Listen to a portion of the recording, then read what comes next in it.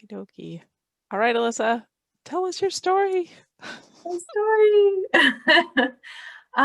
Where to start?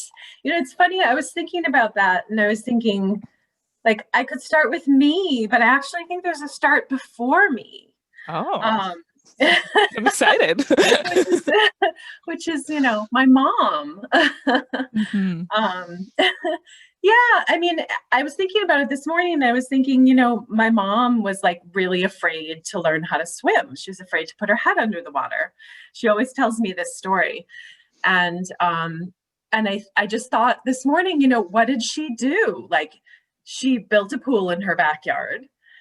So we had a pool growing up, my sister and I. Very lucky to have one. And she took lessons and learned how to swim. Like, Wow. and so I kind of realized that I think I just come from a place where, okay, I'm afraid of this. I'm going to do it. That's a really um, great recognition. That's kudos yeah, to your yeah, mom. it's funny. And it just sort of dawned on me this morning because I was thinking about how I pool swam when I was younger, because we had the pool, and my mom put my sister and I both in lessons, like years of lessons, because I think she was just determined that we wouldn't have that same feeling. Right. But I was still afraid of open water. Ah, yes. Because I mean, we did so much pool swimming, and she did everything she could. She had us in the lake as much as possible. We water skied. We did all those things, but I was still petrified. Oh, I wow. wasn't afraid of the water. I wasn't afraid of drowning. I think I was just more afraid of the unknown, Mhm. the deep, the Mhm. what's down there, and I wasn't afraid of fish per se. Which, so it's like I can't even sort of put my finger on what it was, that made me nervous. But I mean, I would water ski, and the rule was, I fall down, you get me out of that water in 5 seconds flat, or I'll never get in again. Wow. I mean, to the point of, like, panic and being upset. And so I just sort of thought, and I didn't do any sort of open water swimming per se for a long time. I didn't swim in college or anything like that. I didn't like the competition of sports. I Mhm. loved sports. I loved doing things, but I Mhm. never really liked any kind of competition in that way. Um, but then I have a crazy friend a wonderful crazy friend. Yeah, we all need a Yeah, crazy friends, I think, right? my instigator, who got me into triathlon, not that long ago. I think I started in like 2013 or something. Um, she said, "Here, come do this crazy thing with me." And the first couple of times we got in the water, I had a panic attack in the middle of the lake. And she realized I was afraid. Yeah. Yeah. Oh, you're afraid. So I think I just naturally saw that as a challenge, and just kept at it, Mhm. and just kept going, and with the experience and just sort of forcing myself to deal with it. I'm not saying I'm never still feel that way. I do, Right. but Yeah. it's a lot better. And I at this point, I have I can put my mind in a place where I really don't think about it, Right. which is nice. Yeah. Yeah. So yeah. It's a just like little aside, then we'll go back to your story. Yeah. As a coach, it's a hard thing to figure out, and as a person who also had a fear of open water growing Mhm. up, it is interesting to try to explain, like, help people kind of get through that. But Mhm. really, you really is. I mean, it's funny. I don't know if you've read Dover Sola, but in Marsha Cleveland's book, she talks about being afraid of fish, like, and like I think she even mentioned it in her podcast. Like, it's like some of us, we just, but you just have this fear, and you just kind Yeah. of learn to say, okay, but I'm going to doing this anyway because I want to Right. get to the other side. So, okay. Yeah. Yeah. I think it's about, right, not letting it stop you. and Yes. Yeah. and it's funny. I used to, when I was a kid, when you'd ask someone, if you had three wishes, what would you wish for? Mhm. And one of my wishes was always like I would love to see all the water removed from all the bodies of water in the world, because I just want to see Wow. what's down there. You know, and I don't know if I had this idea that once I saw, I would be fine with it. Right. Because, you know, I snorkeled, I did, like, I'm literally not afraid of fish. Yeah. Yeah. But Yeah. it's just this weird, irrational, you know, I'm not sure what it is, kind of thing. So yeah, but I'm getting there. Yeah. You know, Familiarity, you know, like just yeah, continuing to go through it, put yourself in the shoes, which I think could be a metaphor for anything in life that you're afraid of. absolutely, Like starting a absolutely. podcast or whatever, but I just do it every week and you just Why keep do you going. say that? Yeah, absolutely. I mean, I think I would just encourage anyone to just, you know, it's funny what repetition will accomplish. You know, you it's like it never completely will go away probably, but you can accomplish great things just by telling Keep yourself going you're on. going to. Yeah. Yeah. I have there's a local pond that I swim in, Styles Pond, which is where I did sort of most of my my, you know, distance work for for any event that I was pondering. And I just, there are times when I'm swimming where I just think, Styles Pond is my friend. Styles Pond is my friend. And I think, you know, I've swum across this lake so many times. All good things have happened, nothing bad. Yeah. Yeah. Yeah. Yeah. I can totally empathize with that. For sure. Yeah. Been there. I swim in the same place all the time. We watch the water levels go all the way down. We watch them come up. I like, I know what's going on there, but still Right, every time exactly. just Yeah. like, what was that? Well, and it's funny how different bodies of water sort of you get used to either the whole lake if it's small, or just a section, or, you know, like Northampton in the background. You know, it's you get used to what that part is all about, and how the water behaves, and you know, what you can expect on any given day with weather. You know, how the water is going to react, if you're going to have wind in your, you know, you get to the point where it's like, you know, you're gonna go across, you're gonna have the wind at your back, but you know what it's going to look like on the way back, and it's going to be totally different. You know exactly where the waves are going to be. You know, you just get that feel for it. That's one of the things I love about swimming in the same body of water over and over again. Mm-hmm. Yeah. Yeah. Yeah. All right. So when did you start pushing distance? So you did triathlon first. Let's go back to that. Yeah, I started yeah, and that was just, I only did like you know, sprint and Olympic triathlon. So it wasn't huge distances in the water, but at some point I realized that as much as I loved triathlon and I loved doing all those sports, I mean, I was a runner too, really. You know, I really started doing running events and swimming events. So I was kind of pushing, you know, okay, I'm going to start signing up for swimming events separately from triathlon. And I just realized that running was sort of breaking me down. I just couldn't keep up. My body was not made for sports as much as my mind wants to do that. You know, it's just breaking me down. So and I realized too that I loved the swimming. Like, that's what brought me joy. You know, you hear people complain, triathletes complain about, oh, I hate the swimming part, I hate the swimming part. Yeah. I loved the swimming part, and I realized that's all I wanted to do. So I just started signing up for more swimming events, and pushing my distance in the water myself. And for me, I think it was just a building process.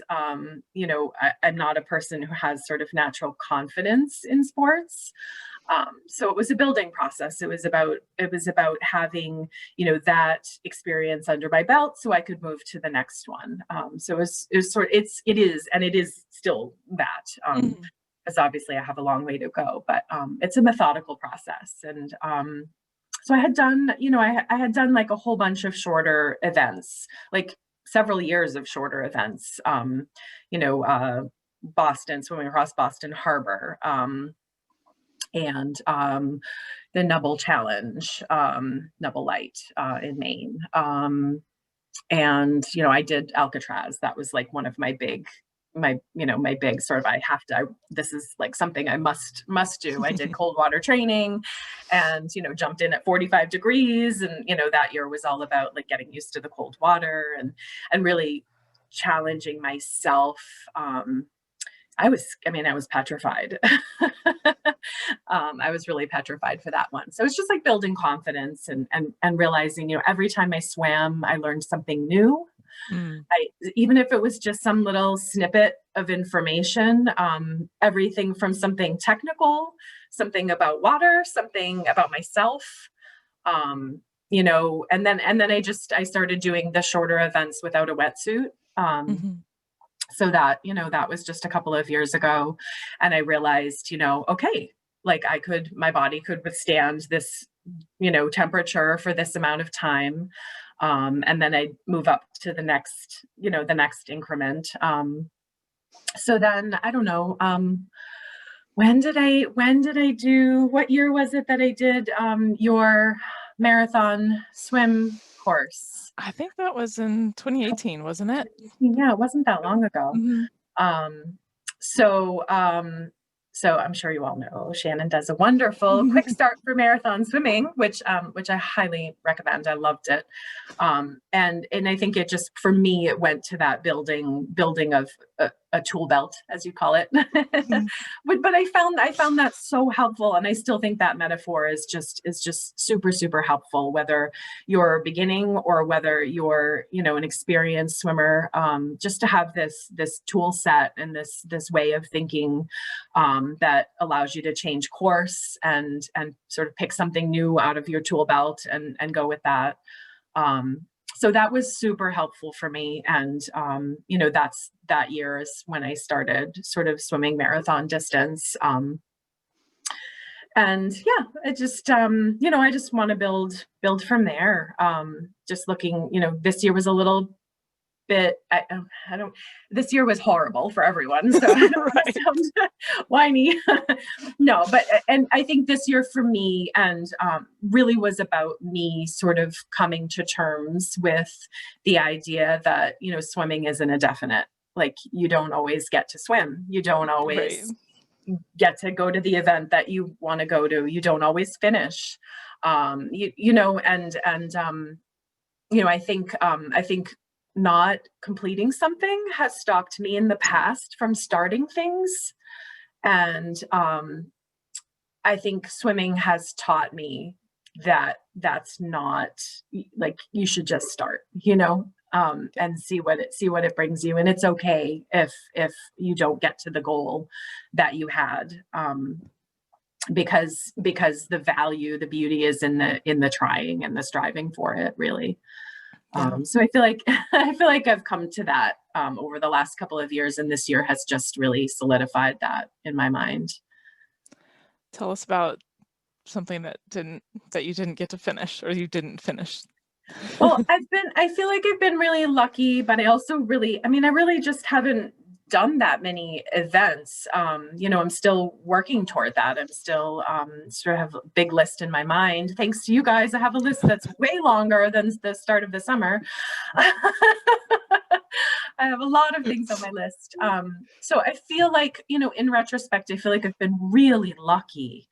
Weather has worked out. Support has worked out. I mean, I'm so lucky in my friends and the support that I have. Just a little thing, like a couple of years ago now, I was supposed to do the Chesapeake Bay swim, under the bridge 4 miles across. And the weather didn't cooperate. And we ended up doing a swim on one of the shores, cut down to a couple of miles, that sort of thing. And it was really hard for me, you traveled all the way down there. Driven all the way down, never again. Flying all the way. Never do that. So, I think it was good. In retrospect, it was really good. Because I think before that, it was all about the outcome. I know you ask about process and outcome. And I think I was really focused on the outcome, and that helped me not to be so focused on the outcome and enjoy the process. Mm-hmm. Because that's what it's about, right? If you're not having fun, what's the point? Yeah. That's a good question. Yeah. How do you describe the feeling of completing a marathon swim?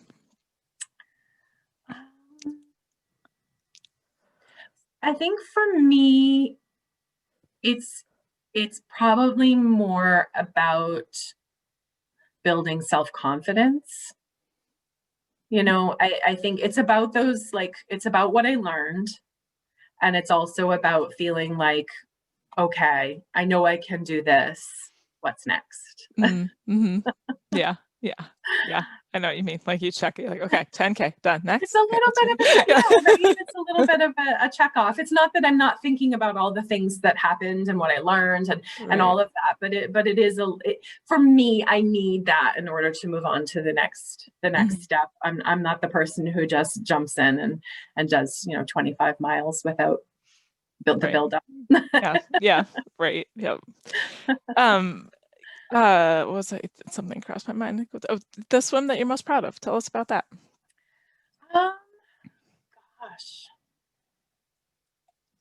I'm just thinking back to like things that have happened. I mean, I guess there are definitely sort of shorter swims I have that I'm proud of because I'm just proud that I did it and I got in the water, even though I was literally bawling the night before. Mm. So afraid. Shout out to my friend Sarah who receives those calls on the night before. But I swam from the Isle of Shoals this summer. And I think that, I mean, that was like, I learned, right? I learned that apparently I get really seasick in certain conditions. So, I mean, I swam for like 4.5 hours with the support of my wonderful, wonderful crew, Cheryl. Yay. But I was really not happy the whole time. And I thought many times what it would look like to just stop. Yeah. But I got through it. Like, I mean, I just like dug down deep and, you know, like I thought about that tool belt. And by the way, my cat is in that tool belt. Your cat? Weird. Who knew? Tell me I more. thought, okay, what are the things? Like, I just thought, okay, I usually think about swimming, right? I think about my technique. I think about how I'm feeling. I think about the next wave. Like, I love to think about what I'm doing. Some people sort of tune out, and when I'm doing an event like that, I tune in. Yeah. It's just I tune out when I'm just recreational, having fun, but I tune in when I'm actually doing something like that. And I just literally was like, it was like a Rolodex in my mind. I was like, okay, kids, nope, not going to do it for me. Spouse on the boat, nope, not going to do that for me. Okay. I went through the list and I ended up on my cat. And I thought about my soft, warm, fuzzy cat. Nice. I like And this. because I had to Like find comfortable. something. Comfortable. I had to find something comfortable because I was so uncomfortable. I'm Right. mad. I think that I was like sort of angry at myself. Mm-hmm. I mean, not that I could have known. I've never had this kind of seasickness before Right. in all the conditions I've been in. But I was kind of mad because I couldn't focus on the swimming. Right. And that's what I really wanted to do. Yeah. I love this conversation right now just because it's so like finding that comfortable place. Like that is so important, Yeah. So I knew if I was going to finish, if I was going to continue for that length of time, I just needed to find something that would make me comfortable and that I could keep going. So, yeah. So, yeah. I love that. I was my sister was talking, we were talking about before I did Tahoe last year. People had mentioned about how when it's so dark and you can't see, like you can kind of get that same, you're in a lake, but you're at altitude, whatever, that you can kind of get the seasickness feeling. And my sister was like, oh, somebody said when you feel seasickness to pretend like you're being rocked, like you're in a rocking chair. But at the end of the day, it's like, it's that find whatever you need to do to like focus on something comfortable when you're uncomfortable. Yeah. I remember too, like walking to like when you're really cold, like thinking about being by a warm fire, like just mentally putting yourself in a place that you're much more comfortable, and then you can kind of just keep going. Yeah. I think that's interesting. Like you said, like thinking about a fire. I mean, I think for me realizing, I did there's the Islesboro crossing in Maine, which the water's like, I think it was 60 or something when I did it. And there was this whole like interlude about figuring out whether or not I was going to wear a wetsuit, and every single person at the race saying, what are you doing? What are you doing? and just being like, no, I got this. Like, I know I can do this, you know, but having to overcome, like having to find that confidence of knowing I'm going to go back to all the things I know about myself and the things that I've done, and really having to sort of stick with the, like, no, I'm going to tell all these experienced people here, they're telling me not to do this, that I know I can do this. Yeah. But anyway, my whole point is, like, somewhere in that event, like, I realized that I could mentally put myself in a place where I could, like, not keep myself warm because I was still cold, but just have a mental place that was warmth. I don't know how to describe that, but like, I envisioned this as like a fire in my core, you know? And that's really what I took away from that event, was realizing that my brain had the ability to overcome what my body was feeling. Yeah. That's a big one too, for sure. And not to mention that if everybody's like, you're not wearing a wetsuit, what? Scary. That's a tough one to get through. Yeah. Because you really have to know yourself and be like, well, no, I know this. And yeah, that was a tough hurdle for me. Someone, a clearly very experienced swimmer, said to me, well, you shouldn't attempt this unless you're very experienced swimmer. And I thought, well, I know there's a lot of things I haven't done, but I know there's things I have done. And I just looked at him, and for the first time in my entire swimming experience up until that point, I looked at him and said, I am. That's good. I kind of walked away and went, oh my God, what did I just do?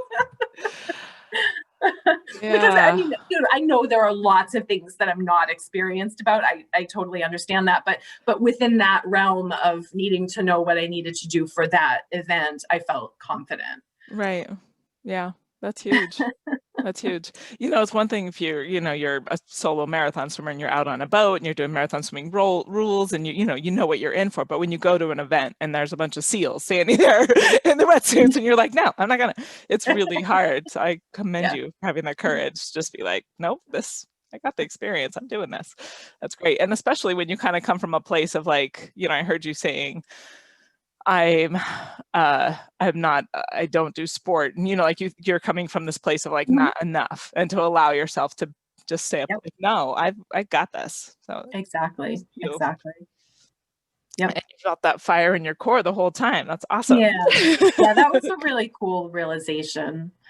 I know that it's not going to physically overcome hypothermia. I understand that, but it's nice to feel more comfortable. I still do my hypothermia checklist in my mind when I'm cold, but it's nice to have that as a comfort. Yeah. Very cool. Very cool. Tell us about, gosh, these are good stories. Tell me more. So we talked about overcoming seasickness. We talked about standing up for yourself when someone tells you to put a wetsuit on. What about other kind of, and we talked about going to warm, fuzzy places. This is all really good stuff. Yeah, I don't know. I mean, I think this summer in particular, like, swimming was such a gift for me. I know there were a lot of people who couldn't get in the water, didn't feel comfortable getting in the water, and I totally respect that. My dishwasher is singing at us. And I totally respect that. And like, I think I made a choice because I knew I had to. Like, swimming is my self-care, my mental health. It's the way that I cope with so many things. And so this summer was just such a gift for me, because, I feel like the swimming community and swimming really got me through a really tough summer. I was laid off at the beginning of the summer. I'm sorry. So Yeah. You know, a lot of people are in the same boat, but it was particularly difficult because it was, you know, I'd been in that career for a very long time at that particular institution. And so it was a really tough blow. And I don't think my swimming crew realizes Mm. that they got me through what could have been a really terrible summer for me and turned into like an amazing experience. I mean, I swam so much. I learned so many things. Um, you know, I'm just crossing my fingers that this year looks a little bit better for some of the Yeah. events and things because, you know, I'd had the Boston Light Swim on my list and also the Border Buster up in Vermont. So Mhm. I'm hoping those things maybe can happen this year. Yeah. Yeah. But I love that you did that, that you documented this one for MSF, that you were the one you mentioned. Yeah, Yeah, that that's was so like cool. my first, you know, my first sort of real solo experience. And before that, I had actually I had done the documentation for Cheryl. She's on the phone, Cheryl. I had done the documentation for one of her swims, which is advice that you guys all gave me. So thank you. You know, Mhm. I heard here so many times that I should participate in other people's swims and gain experience that way. And I had a great opportunity to help Cheryl, and then you know she helped me out as well. So you know that was absolutely fantastic. And you know, it's like tattoos, it's addictive. Like I want I want more. You know, like I really am hoping things sort of open back up again to make it easier. But Yeah, I think we definitely all are feeling that kind of that anxiousness. I think, yeah, for yeah, I feel that way too. I just wanna, yeah, yeah, I want to do more, more, more, more, more. And the more I talk to yep, the people, the more I want to do. right, exactly, right, yeah. Our My list lists is are a so mile long, long. right? Yeah, and it's all over the world now, so I got to keep traveling, but we can't travel anywhere. Yeah, it's okay. We've got the rest of our lives ahead of us. It's gonna be okay. Yeah. I think Uh, it's also made me think about, you know, more locally too. yeah, You know, what are the things exactly. that I could do that are really, you know, close and are still doable because of the community that we Mhm, have, you know. So I've been sort of pondering, you know, some other spots that are kind of like familiar places, you know, mhm, places I spent time or whatever. Um, so I've been thinking about that. Like, what if, you know, what if events can't happen? What mhm. what would I try to do? Yeah, yeah, it's Yeah. great. We have Yeah. so much water there too. I mean, your places and the connections Mhm. you make. I mean, it's all so good. All right. So let's see. Um, handling hard situations. How do you handle hard situations? Hmm. Get really stoic. I put my game face on. My family has seen my game face. Don't talk to me. I'm focused. I'm concentrating. I'm determined. I don't know. I just fight, I guess. I fight. You know, I'm just I feel like it's funny. I like wear my heart on my sleeve and I get emotional, but I also like am really resilient. Um, and so I just like push through, Hmm. Yeah. you know. Yeah, so how did you find that when you're facing the seasickness in your swim and your because I can empathize with you because I think I'm kind of the same way. Yeah, Like I and when I put my game face on, I'm like I'm just going to keep fighting through. But you're in a position where you really yeah, kind of need to communicate with your crew and tell them what's going on. So how yeah. did that go? I think I just like I mean definitely the thought ran through my head like, you know, am I going to just like put myself out of my misery? But I think ultimately again it's like it's all about like your support and your community. Like I thought, what? No, Alyssa, like every time it went through my head I just thought, Alyssa, these people are here for you. Right, right. You know, like this is their Saturday and they've given it up Yeah. to get you through this. So, you know, and I thought of that in a good way, you know, like they're here for you. Like, you know, they've put themselves out. What's a little discomfort? You can keep going. Like, and I mean, in fairness too, I wasn't like I was nauseous and miserable, but I wasn't Right. like in danger in Right. any way. Um, you know, I wasn't even like actively being sick.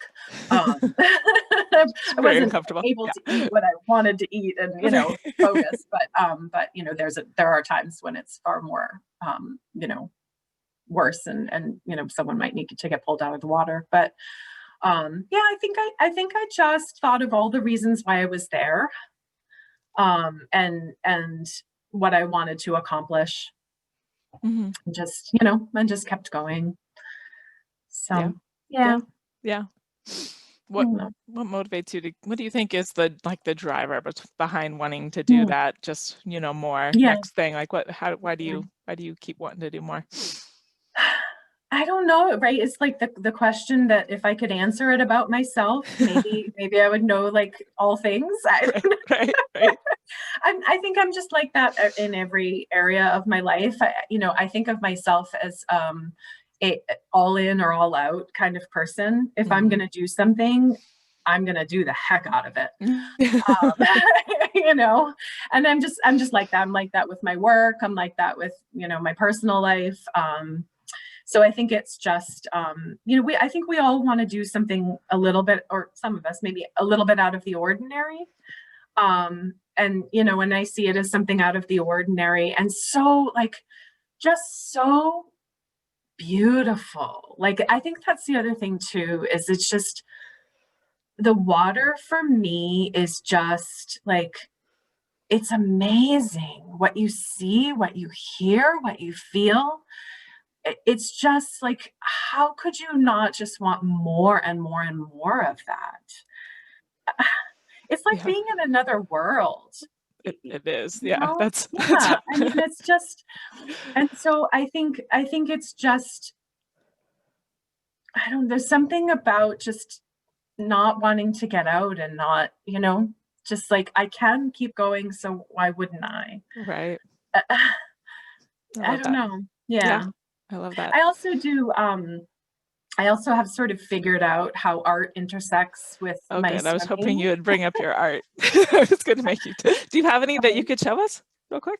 Do you have anything my close by? computer is kind Oh, of like oh, attached to the wall, okay. but Never that's okay. I That's can okay. try to pull I can Send try a to pull link or something to me something because down. it's such Yeah, yeah, amazing. yeah. Yeah. So I had this I don't know, I was having this sort of dilemma about swimming experiences, not events, not a race, not just an experience, like a moment. And thinking like the photographs never do it justice, the, you know, like the stories even never do it justice. Like there's just, in my mind there wasn't anything, any way that I was capturing those thoughts and those experiences. And so like I'd been thinking for a long time about, you know, I've always sort of dabbled at one creative thing or another and never really found the thing I really loved. And so I'd been thinking for a long time about collage. So I do paper collage. Um, and I realized like that I could document these experiences that I was having, and these I don't know what to, views. I call them views. I don't it's hard to sort of describe it. Sometimes you're swimming, and I know you all know this. Sometimes you're swimming and you see this view, and I don't mean view like as in the mountains or the, I just mean a snippet of like this Well, yeah. beautiful thing, you know, and it might just be the way the water, the waves are intersecting, or the color, or the, you know, any of those things, the bubbles, the sound, you know. And like, and so I started thinking about how to put that on paper and how to embody that experience in something that I could hold and put on my wall. And so I started just playing with paper collage and how to, you know, how to represent water. And then I started making these maps. So I call them memory maps. And they're really about an event, which is centered around swimming. So, you know, like sometimes it's not just the swimming, but it's the experience of the whole, like the whole weekend or the whole, you know, the whole trip.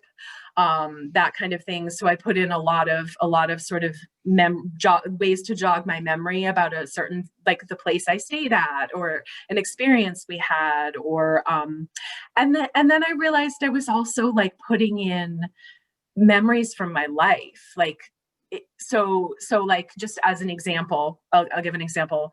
I did one of the Nibble challenge, so York Beach, long sands to short sands, through the gut near the lighthouse.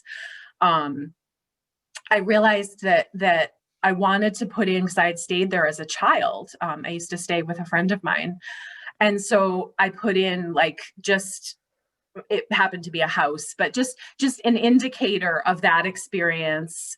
And so I realized I was building not only sort of this map of my life, but the map of this specific experience, what the water was like on that day, whether there were waves crashing on shore, the color of the gut as you swim through, like just putting in all of these things. Yeah. So like I did a one this summer, about my Bermuda swims around the Sound Bermuda. And it just, like, I realized that in the end, it really embodied my whole summer, and so many memories of my past career, my past job, and just all the things I'd experienced that summer and that event. Yeah. So They're yeah. really, really beautiful. Be sure, and do you have a link, like somewhere there's I don't have I'm working on an Instagram page that's like just for art, but right now it's just my regular Instagram page. So it's just Alyssa Langlais. Okay. All right. Yeah. Well, we'll put a link in the show notes I mean, in case somebody wants to check it. I can pull this off the wall. It's really amazing. Nice. I don't know how it's gonna show up. Oh yeah, not at all. Wow, that's background. Really... I don't know if I can. It's not going to. That's all right. What's Caroline saying? Oh, I'm not sure. She's talking to someone else. Yeah, I don't know how to do that. That's okay. That's all right. We'll have to go look you up. No problem. Yeah. Sorry, I'm not that savvy. Yeah, so I think swimming for me just intersects with so many things in my life. Beautiful. I love that. What advice would you have for an aspiring marathon swimmer? Don't be afraid, just do it.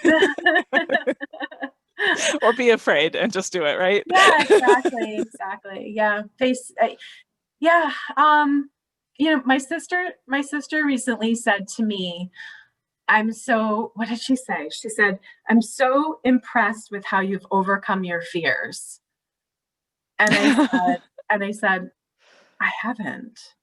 Like, I've faced my fears and I've decided they're not going to define me and what I'm going to do, but I haven't overcome them. Yeah. That's important.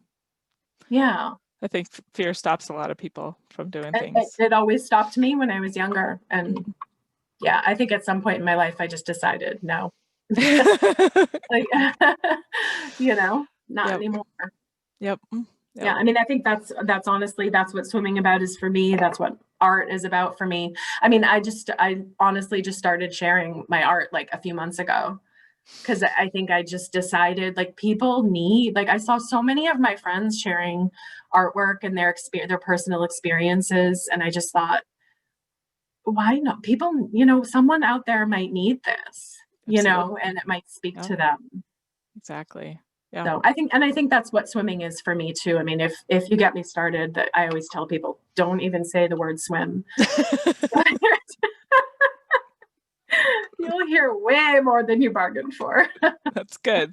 We need more swimmers in the world. I'm a big advocate for tell them all the amazing, beautiful things that you see. We just recruit them all. Right. Open their minds to the open water. It's good. Yeah. And in distance, I mean, distance is one thing, but you don't need distance to have those experiences, No. I mean, distance is great, and those big journeys are amazing, but you don't even have to have that. Just like put your face in the water. Yeah. Have the experience, right? What about which marathon swimmers? What marathon swimmers have inspired you? Oh goodness. Well, I've of course read every one of Lynn Cox's books. Yeah, if I could count the number of people who she's started swimming, it'd be I can't even imagine. But I mean, I have to be honest, like all of you guys, like this, just having this interaction, and you know, I was there for most of the beginning of the summer on every call, and just, you know, my new job is you know, I'm need to be working, but you guys, like hearing, you know, seeing your swims and hearing your stories, and because I feel like, I mean, not to be presumptuous, but you guys are like me. I'm like you know? Yeah. And so, like, if I can do it, if you all can do it, then, you know, I'm inspired by that. Yeah. Yep. Well, sorry, it's a little hokey, but no, I take inspiration from every single person. That's what I try to tell people, you know, like the person who's just trying to get the courage to put their face in the water, the person that's never done an arm stroke before. They're like, how do I do this? You're like, you have to just push around. But like the fact that they have the courage to try, like it's inspiring. Makes you just want to do, you know, the challenge. Everybody has their own challenge, like facing, you know, that fear, whatever it is for you. And it is inspiring. I love it. That's a beautiful way to end it. Thank you guys for being here this week. Thank you very much, Alyssa, for your talking. You're welcome. It's wonderful. Anytime. Thank you all for being here. All right, you guys. Alyssa, it's great to see you. Yeah. You too, John. All right, bye, guys. Thank you. It's great program. Bye-bye. Bye.